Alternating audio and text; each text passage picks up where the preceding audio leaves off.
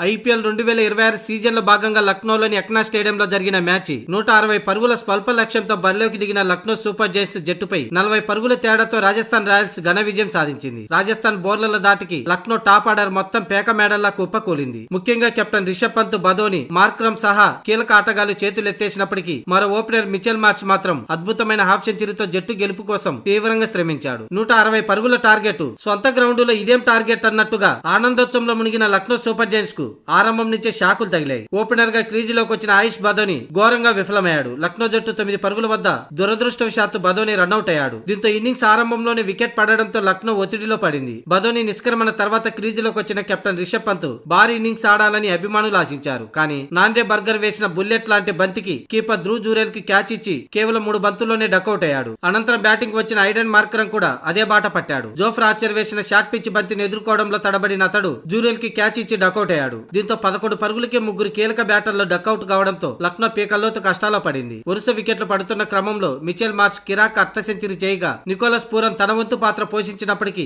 Ravindra Jadeja bowling లో pavilion కి చేరాడు. ఆ తర్వాత క్రీజులోకి వచ్చిన హిమ్మత్ సింగ్ కూడా ఎక్కువసేపు క్రీజులో నిలవలేకపోయాడు. ఓ భారీ 6 కొట్టిన తర్వాత రవి బిష్ణోయ్ బౌలింగ్ లో క్లీన్ బౌల్డ్ కాగా 105 పరుగుల వద్ద మిచెల్ మార్ష్, నాండే బర్గర్ బౌలింగ్ లో రియాన్ పరక్ క్యాచ్ ఇచ్చి తాను కూడా పెవిలియన్ చేరాడు. ఇక ఎన్నో ఆశలు పెట్టుకున్న ముకుల్ చౌదరి కూడా ఒక 6 కొట్టి తాను కూడా అవుట్ అయ్యాడు. మొత్తంగా 15వ ఓవర్ నుంచి వరుసగా వికెట్లను కోల్పోయిన లక్నో సూపర్ జైంట్స్ 119 పరుగులకి ఆల్అౌట్ అయింది. అంతకుముందు తొలుత బ్యాటింగ్ చేసిన రాజస్థాన్ రాయల్స్ 6 వికెట్లు కోల్పోయి 159 పరుగులు చేసింది. ఆరంభంలో దాటిగాడే క్రమంలో యశస్వి జైస్వాల్ 22, వైభవ్ సూర్యవంశీ 8 పరుగులకే పెవిలియన్ చేరగా ధ్రువ్ జురేల్ 1 పరుగు కూడా చేయకుండానే పెవిలియన్ చేరాడు. ఈ దశలో రియాన్ పరాగ్, సిమ్రాన్ హిట్మేర్ కొద్దిసేపు వికెట్ల పతనాన్ని అడ్డుకున్నా ఆ ఇద్దరు కూడా చెరో 20 పరుగులు చేసి అవుట్ అయ్యారు. రవీంద్ర జడేజా 29 బంతుల్లో 2 4లు 1 6 తో చివరి వరకు క్రీజులో ఉండి 43 పరుగులతో నాట్అవుట్ గా నిలిచాడు. డెవాన్ పెరారా 20 పరుగులతో రాణించడంతో రాజస్థాన్ 6 వికెట్లు కోల్పోయి 159 పరుగులు చేసింది. మహమ్మద్ షమి, ప్రిన్స్ యాదవ్ అలాగే మొహిసిన్ ఖాన్ తలా 2 వికెట్లు పడగొట్టారు. ఇక 160 పరుగుల లక్ష్యంతో బరిలోకి దిగిన లక్నో సూపర్ జైంట్స్ ఆరంభం నుంచి వికెట్లను కోల్పోయి 119 పరుగులకి ఆల్అౌట్ అయింది.